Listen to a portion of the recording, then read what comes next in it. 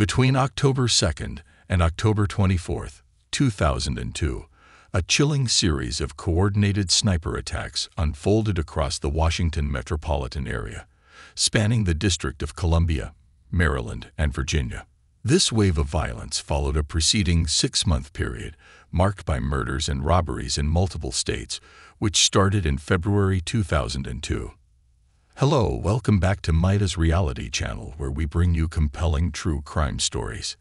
From unsolved mysteries to notorious criminals, we leave no stone unturned as we navigate the dark corridors of real-life crimes. So don't forget to give us a thumbs up and hit the subscribe button to support us. Now let's get back to the story.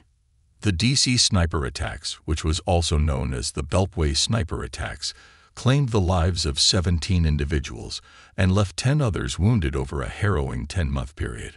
The perpetrators behind these atrocities were revealed to be 41-year-old John Allen Muhammad and his 17-year-old accomplice, Lee Boyd Malvo. Operating from a blue 1990 Chevrolet Caprice sedan, they carried out their malevolent deeds with chilling precision. The first documented sniper attack attributed to the duo occurred on February 16, 2002. Tragically, 21-year-old Kenya Nicole Cook fell victim to Lee Malvo's gunfire as she stood at the doorstep of her aunt's residence in Tacoma, Washington. This targeted assault stemmed from a connection between Cook's aunt, Isa Nichols, and John Allen Muhammad's ex-wife, Mildred, who had advocated for her divorce. March 19, 2002, marked another grim milestone as 60-year-old Jerry Taylor was fatally struck by a single long-range shot while practicing golf in Tucson, Arizona. Muhammad's proximity to the golf course, visiting his sister nearby, hinted at his involvement in this chilling attack.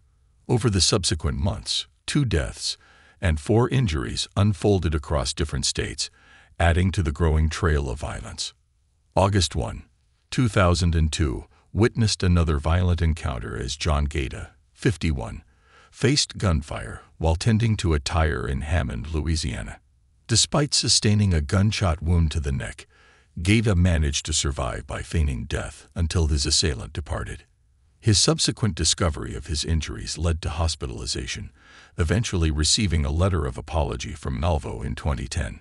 These sequence of violence continued on September 5, 2002, when 55-year-old pizzeria owner Paul LaRuffa endured a close-range shooting outside his restaurant in Clinton, Maryland. LaRuffa's survival and the recovery of his laptop from Muhammad's vehicle during their arrest provided critical evidence linking the perpetrators to the escalating violence. September 14, 2002, brought yet another targeted attack as 22-year-old Rupinder Benny Oberoi, an employee at a liquor store in Silver Spring, Maryland, suffered a gunshot wound outside the premises. Oberoi survived, solidifying the link between Muhammad and Malvo as confirmed by the Montgomery County Police Department. The following day, September 15, 2002, witnessed Muhammad Rashid becoming a victim while closing a liquor store in Brandywine, Maryland. Rashid later identified Malvo as the assailant, providing crucial testimony in court. Tragically, September 21, 2002, saw the fatal shooting of 41-year-old Million A. Waldemariam in Atlanta, Georgia, as he assisted in closing a local store. This violent spree continued just hours later in Montgomery, Alabama, claiming the life of 52-year-old Claudine Parker during a robbery, while her coworker, 24-year-old Kelly Adams, sustained critical injuries.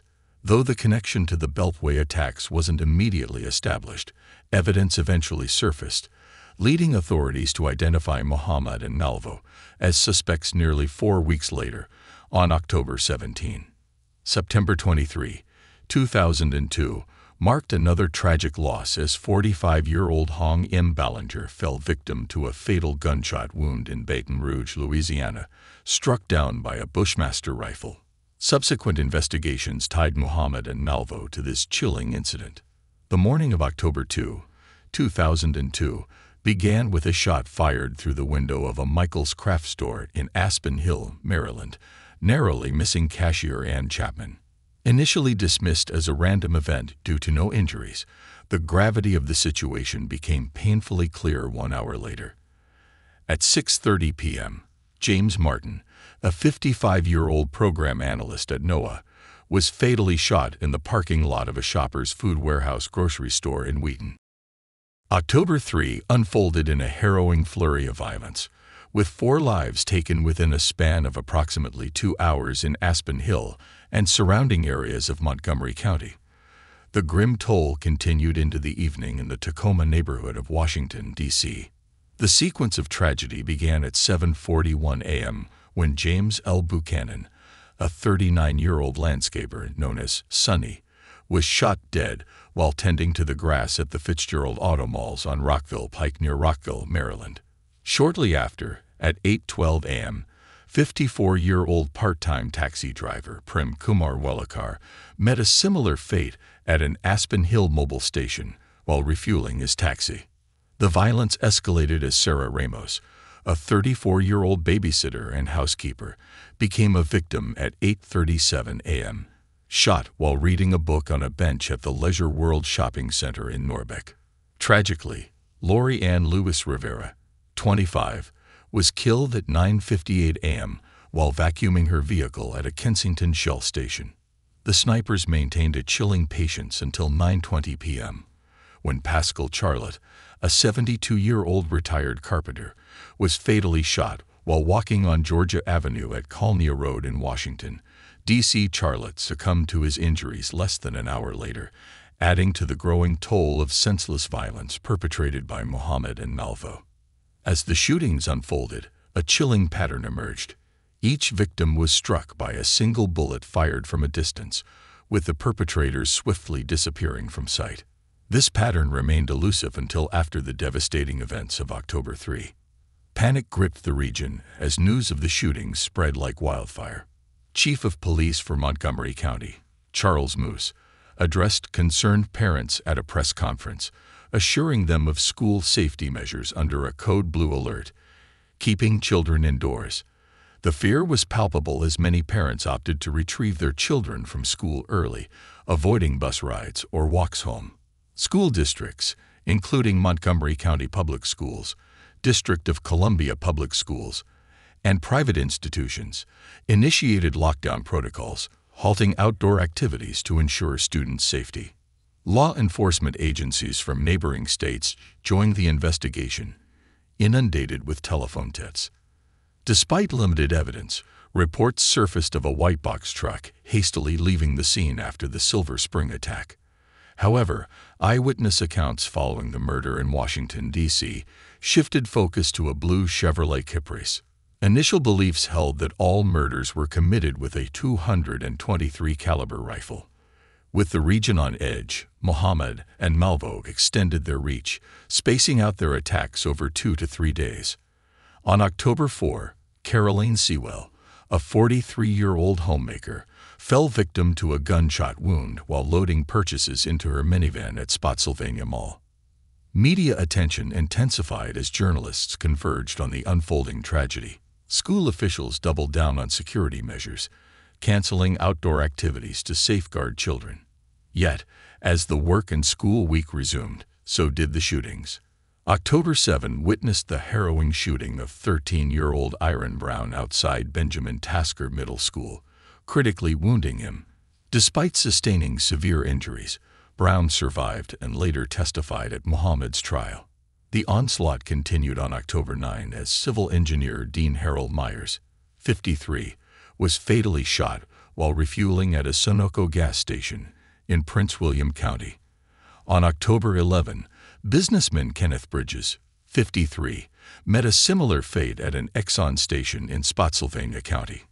Tragedy struck once more on October 14, claiming the life of 47-year-old Linda Franklin, an FBI intelligence analyst in Fairfax County. Despite a promising lead, later debunked, authorities faced challenges in apprehending the perpetrators. Public safety concerns escalated, prompting gas stations to conceal customers with tarps.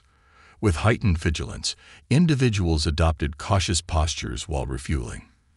Despite a brief respite, the shooter struck again on October 19, injuring 37-year-old Jeffrey Hopper near a Ponderosa steakhouse in Ashland, Virginia.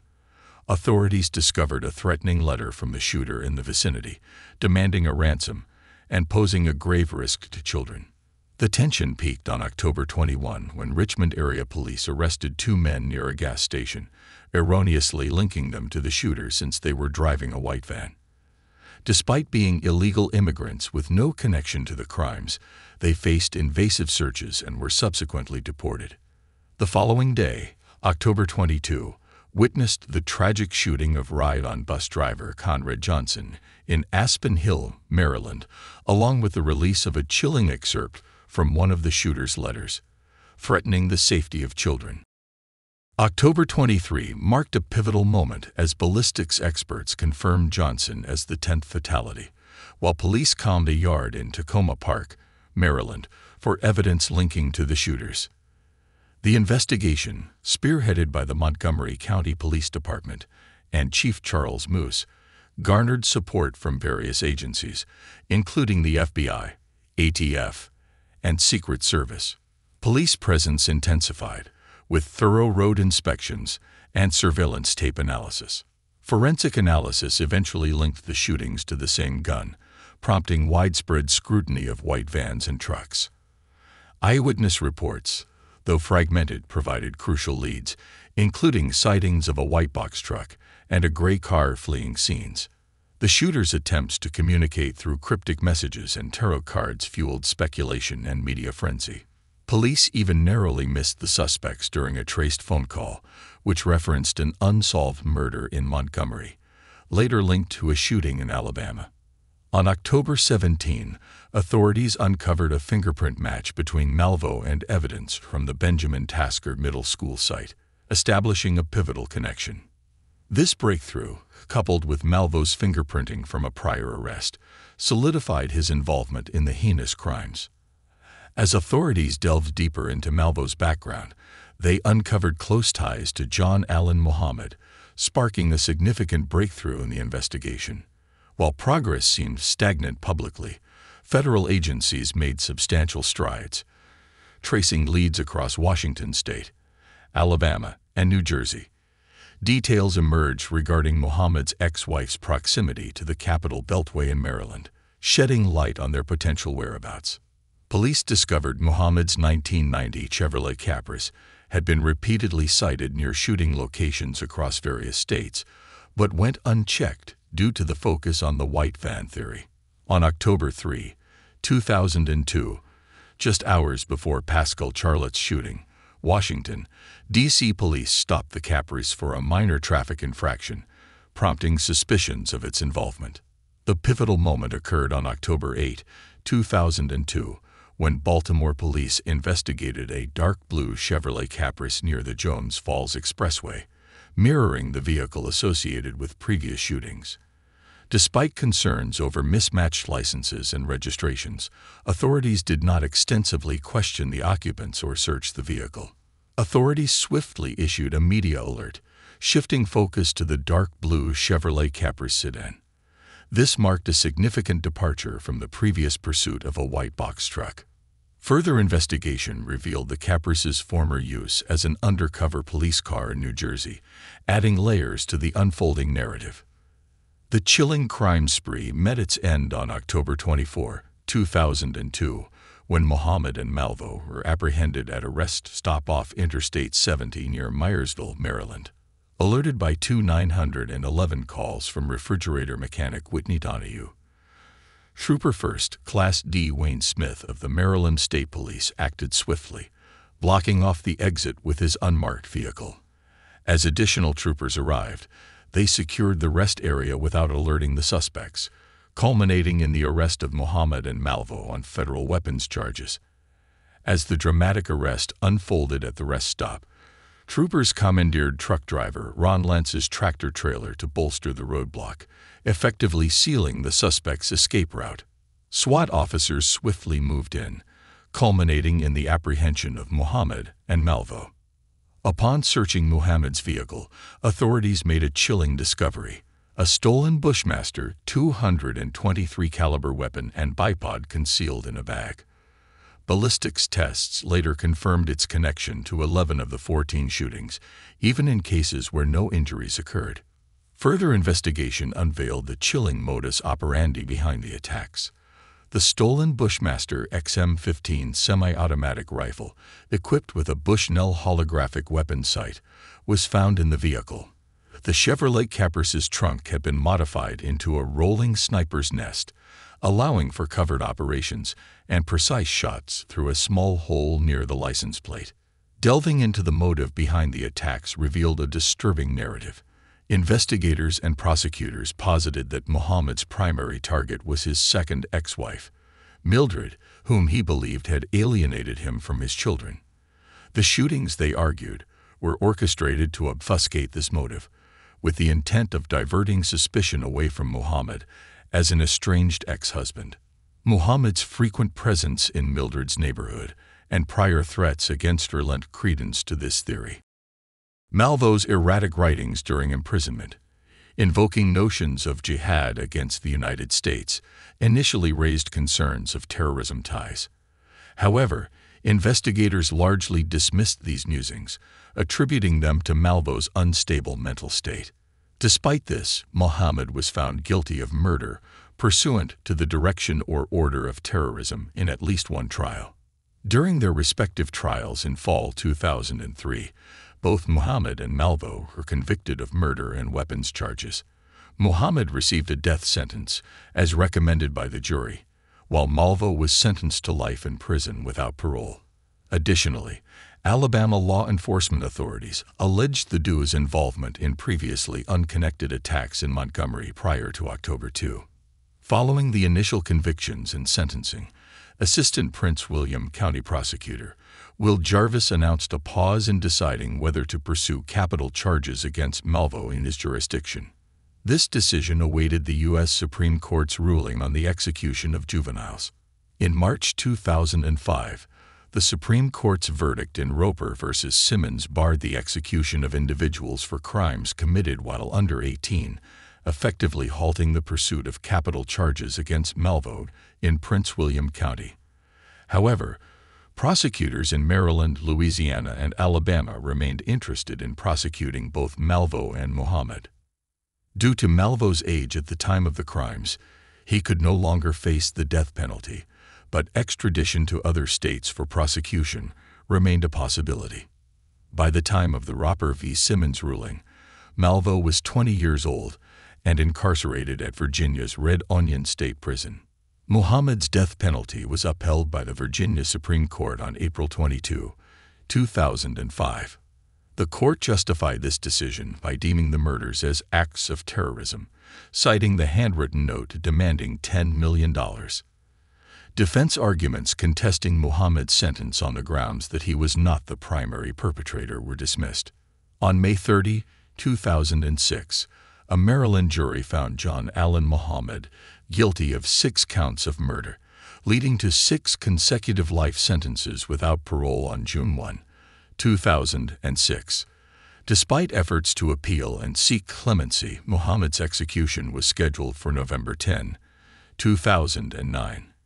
He was executed by lethal injection at the Greensville Correctional Center in Jarrett, Virginia, with witnesses, including family members of the victims, present. Malvo later pleaded guilty to 6 murders and provided further confessions while testifying against Muhammad. He was sentenced to 6 consecutive life terms without parole. However, in 2017, his Virginia sentence was overturned following an appeal. During John Allen Muhammad's trial, in May 2006 in Montgomery County, Maryland, Lee Boyd Malvo took the stand and confessed to the 17 murders, shedding light on the pair's elaborate plans. Malvo, following extensive psychological counseling, admitted that he had lied during the earlier Virginia trial, where he had confessed to being the triggerman for every shooting. He revealed that he had done so to shield Muhammad from a potential death sentence, as it was more difficult to impose capital punishment on a minor. Malvo expressed his desire to contribute what he could to the victims' families by revealing the full story. Over 2 days of testimony, Malvo provided detailed accounts of all the shootings.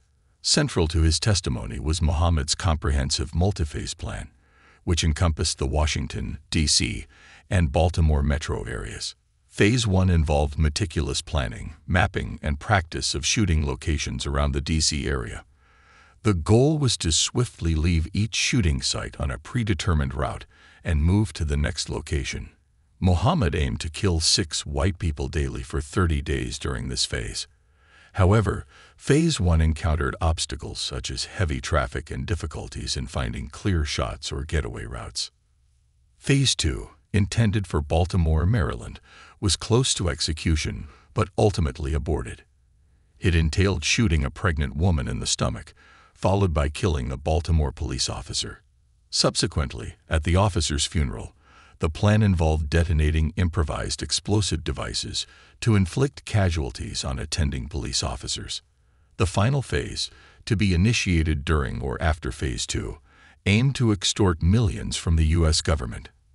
This funding would facilitate a larger plan involving travel to Canada. Mohammed intended to recruit young black boys from YMCA facilities and orphanages, acting as a paternal figure to them, as he had with Malvo.